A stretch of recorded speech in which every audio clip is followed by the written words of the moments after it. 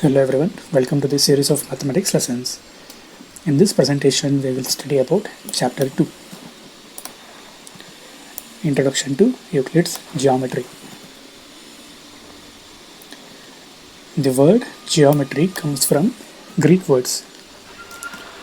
Geo means earth and meterin means to measure.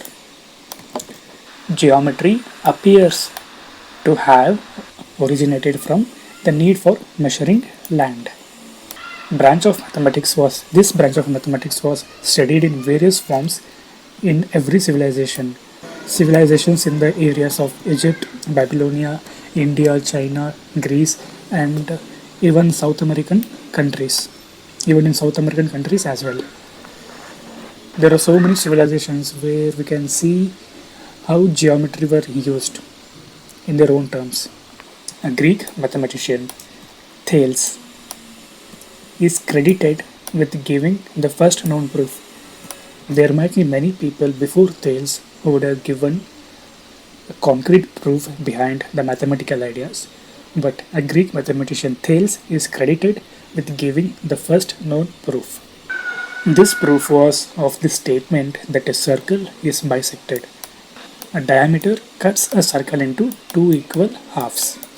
After so many years, Euclid, a teacher of mathematics at Alexandria in Egypt, collected all the known works and arranged it in his famous treatise called Elements. He divided Elements into 13 chapters. Each chapter he called it as a book. These books influenced the world understanding of geometry, Euclid's definitions, axioms, and postulates.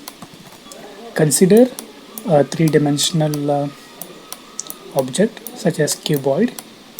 Cuboid has three dimensions. When we convert cuboid into a two-dimensional surface, we will get a plane, a surface, a square surface. When we remove one dimension from a square, we will get a line.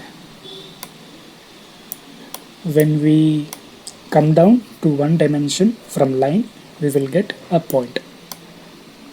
In each step, we lose one extension, we lose one dimension. So a solid has three dimensions, a surface has two dimensions, a line has one dimension, and a point has zero dimension. Euclid summarized these statements as definitions. He listed 23 definitions in Book 1. We can also call it as Chapter 1 in simple terms. A few of them are given below. A point is that which has no part, which has no dimension. A line is a breadthless. Here we can only see a width, but a line has no breadth. The ends of a line are points. The ends of a line are points. A straight line is a line which lies evenly with the points on itself. A surface is that which has length and breadth only. A surface has length and breadth only. The edges of a surface are lines. A plane surface is a surface which lies evenly with the straight lines on itself. If you carefully study these definitions, like a point is that which has no part. What do you mean by no part? First, a part needs to be defined. Suppose if you define a part to be that which occupies some area, again an area, we should know the meaning of area. So to define one thing, you need to define many other things, and you may get a long chain of definitions without an end. For such reasons, mathematicians agree to leave some geometric terms as undefined. However, even though this is undefined, we know what exactly it is. We can see what exactly and we can feel what it is. We do have an intuitive feeling for the geometric concept. In this case, we know what a point means. We concentrate on intuitive feelings of point, not the definition of it. So we represent a point as a dot, even though dot has some dimensions. But some mathematicians claims that a dot has no dimensions. Starting with its definitions, Euclid assumed certain properties which were not to be proved. These assumptions are actually the obvious universal truths.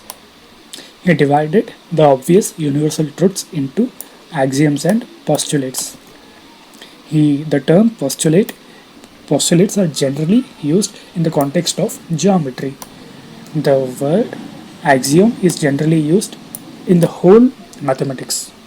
Some of the Euclid's axioms are the things which are equal to the same thing are equal to one another. Say for instance, we draw an equilateral triangle ABC. Length of AC is equal to length of AB. The things which are equal to the same thing are equal to one another. Some of these statements need not to be proved because those are obvious universal truths. If equals are added to equals, the wholes are equal. If equals are subtracted from equals, the remainders are equal. Things which coincide with one another are equal to one another. The whole is greater than a part. Things which are double of the same things are equal to one another. Things which are halves of same things are equal to one another.